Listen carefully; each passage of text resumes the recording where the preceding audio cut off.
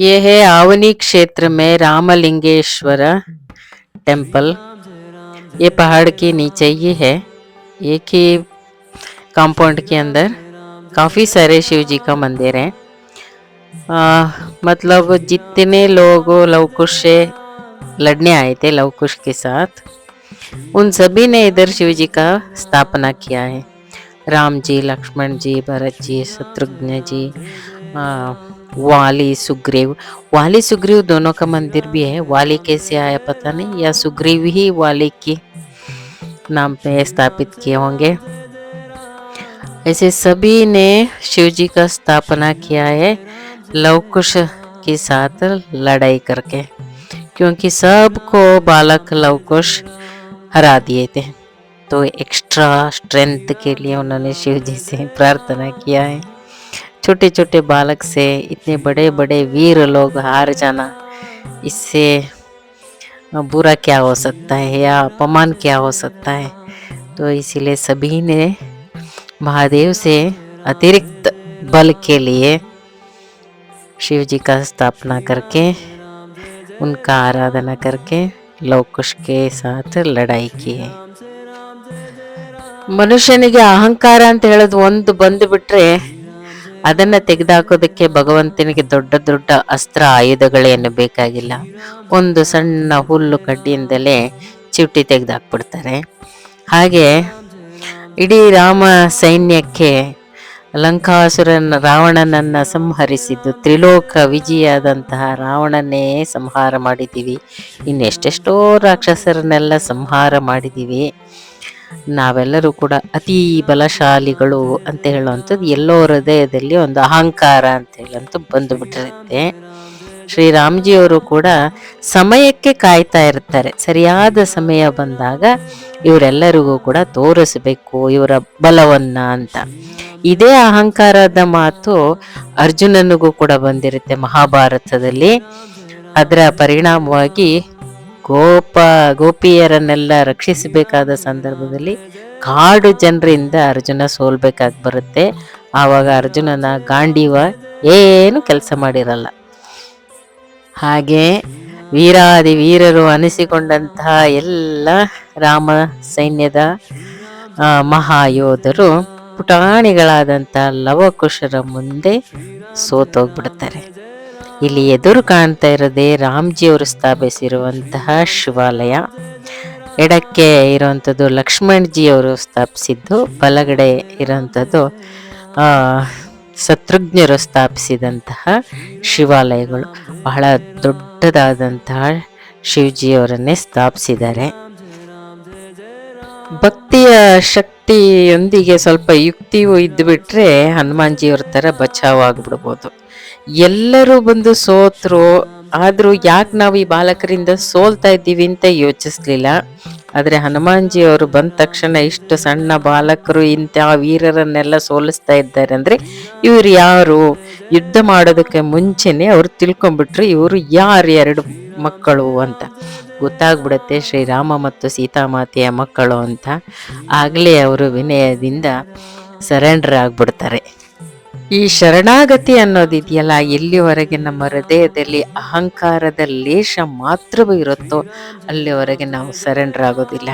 ಹನುಮಾನ್ಜಿಯವರು ಯಾಕೆ ಸರೆಂಡರ್ ಆದರು ಅಂತ ಹೇಳಿದ್ರೆ ಅವರಲ್ಲಿ ಅಹಂಕಾರದ ಲೇಷವೂ ಇರಲಿಲ್ಲ. ನನಗಿಂತ ಅತುಲಿತ ಬಲ ಈ ಮಕ್ಕಳಲ್ಲಿ ಇದೆ ಅಂತ ಹೇಳಿದ್ರೆ ಮೊದಲು ನಾವು ತಿಳ್ಕೋಬೇಕು ಅವರು ಯಾರು ಅಂತ. ಹಾಗೆ ಆ ಕೆಲಸ ಬೇರೆ ಯಾವ ವೀರರು ಕೂಡ ಮಾಡಿಲ್ಲ. ಎಲ್ಲರೂ ಕೂಡ ಲವಕುಶರಿಂದ ಸೋಲ್ತಾರೆ. ಆದರೆ ಹನುಮಾನ್ಜಿಯವರು ಮಾತ್ರ ಹಾಗಾಗಲಿಲ್ಲ.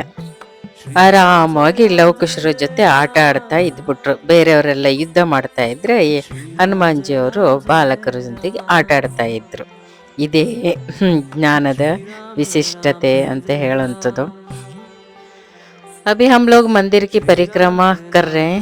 एक ही कंपाउंड के अंदर सारे मंदिर मौजूद है. मंदिर तो सभी शिव जी का ही है, मगर जितना योद्धा आए थे अयोध्या से लड़ने के लिए लव कुश के साथ, सारे योद्धा ने प्रतिष्ठापना किया है. इधर जो मंदिर अभी दर्शन के लिए जा रहे, ये भरत जी ने स्थापना किया है. इधर साइड में पांच पांडवों ने शिव जी का स्थापना किया है। ये इसीलिए उन्होंने किया है, त्रेता युग में इस क्षेत्र में सीता माता ने वनवास बिताई थी। लव कुश की जन्म भी इधर ही हुआ था, उनका बर्थ प्लेस है। और लव कुश ने पूरा राम सेना के साथ युद्ध किया, सब कुछ यही हुआ था। तो इसी जगह पे पांडवों ने भी आए अपने वनवास के समय में। उन्होंने सोचा हम इस जगह पे आ ही गए हैं तो निशाना तो रहना चाहिए। इसीलिए पांडवों ने 5 शिवलिंग का स्थापना किया है, वो भी इधर ही मौजूद है।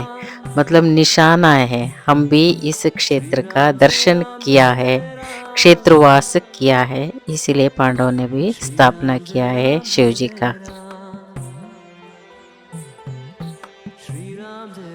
ಇದು ಭರತರು ಸ್ಥಾಪಿಸಿದಂತಹ ಶಿವಾಲಯ, ಇದರ ಪಕ್ಕದಲ್ಲಿ ಪಾಂಡವರು ನಿರ್ಮಿಸಿದಂತಹ ಶಿವಾಲಯಗಳಿದೆ. ಅಂದರೆ ಪಾಂಡವರು ಶಿವಜಿಯವ್ರನ್ನ ಸ್ಥಾಪಿಸಿದ್ದಾರೆ. ನಾವು ವನವಾಸದ ಸಮಯದಲ್ಲಿ ಇಲ್ಲಿಗೆ ಬಂದಿದ್ವಿ ಅಂತ ಹೇಳೋದಕ್ಕೆ ಒಂದು ಗುರುತು. ತಮ್ಮ ವನವಾಸದ ಸಮಯದಲ್ಲಿ ನಾವು ಕೂಡ ಸೀತಾ ವನವಾಸ ಇದ್ದಂತಹ ಕ್ಷೇತ್ರವನ್ನು ಭೇಟಿ ಕೊಟ್ಟಿದ್ವಿ, ದರ್ಶನ ಮಾಡಿದ್ವಿ ಅಂತ. ಈ ಎದುರಿಗಿರದೆ ಪುಟಾಣಿ ಶಿವಾಲಯಗಳು ವಾಲಿ ಮತ್ತು ಸುಗ್ರೀವರಿಂದ ಸ್ಥಾಪಿಸಿದ್ದು ಅಂತ ಹೇಳಿ. ವಾಲಿ ಸ್ಥಾಪಿಸಿದ್ದಕ್ಕೆ ಕನ್ಫ್ಯೂಷನ್ ಆಗುತ್ತೆ, ಬಹುಶಃ ಸುಗ್ರೀವರೇ ಅಣ್ಣನ ಮೇಲಿನ ಭಕ್ತಿಯಿಂದ ಇಲ್ಲಿ ಸ್ಥಾಪಿಸಿರ್ಬೋದು ಅಂತ ಹೇಳಿ ಅಂದುಕೊಳ್ಬೇಕಾಗತ್ತೆ. ಯಾಕೆಂದರೆ ಲವಕುಶರ ಸಮಯದಲ್ಲಿ ವಾಲಿ ಇರಲಿಲ್ವಲ್ಲ. ಆದರೆ ಒಂದೇ ಪರಿಸರದ ಒಳಗೆ ಹಲವಾರು ಶಿವಾಲಯಗಳು ಇದೆ, ತುಂಬ ಸುಂದರವಾಗಿದೆ. ಕಾಲಾಂತರದಲ್ಲಿ ತುಂಬ ಜೀರ್ಣೋದ್ಧಾರ ಆಗಿದೆ. ಚೋಳರಾಜರ ಕೊಡುಗೆ ಈ ಜೀರ್ಣೋದ್ಧಾರದಲ್ಲಿ ಬಹಳಷ್ಟು ಇದೆ. ಹಳ್ಳಿ ಆದರೂ ಕೂಡ ತುಂಬ ಸುಂದರವಾಗಿ ದೇವಸ್ಥಾನಗಳನ್ನು ಮೇಂಟೈನ್ ಮಾಡಿದ್ದಾರೆ. ಸುತ್ತವೂ ಕೂಡ ಕಲ್ಲು ಬಂಡೆಗಳ ಪರ್ವತಗಳು ಅಥವಾ ಬೆಟ್ಟಗಳು, ಅದರ ಮಧ್ಯ ಅದರ ತಳಹದಿಯಲ್ಲಿಯೇ ಈ ದೇವಸ್ಥಾನ ಇದೆ. ತುಂಬ ಸುಂದರವಾದಂತಹ ಜಾಗ.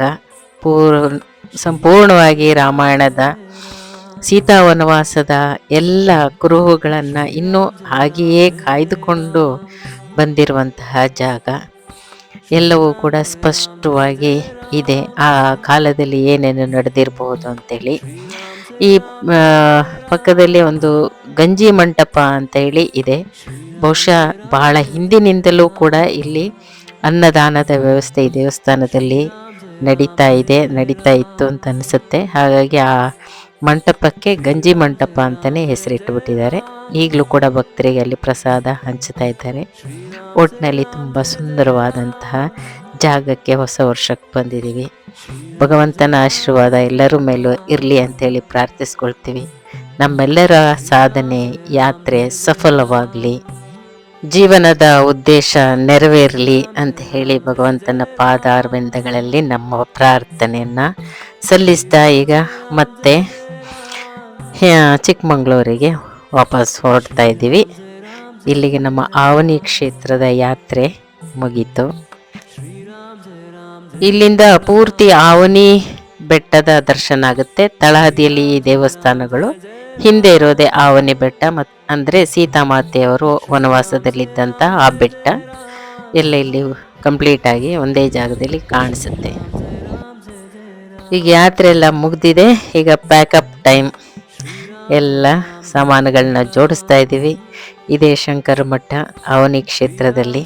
ಉಳಿಯೋದಕ್ಕೆ ತುಂಬ ಚೆನ್ನಾಗಿತ್ತು. ನಮಃ ಪಾರ್ವತಿ ಪತಯೇ ಹರ ಹರ ಮಹಾದೇವ. ಅವನಿ ಯಾತ್ರೆ ಮುಗೀತು. ಅವನಿ ಯಾತ್ರೆ ಸಂಪೂರ್ಣ. आराम से घूमे, अर्जेंट नहीं है, सब कुछ आराम से हुआ.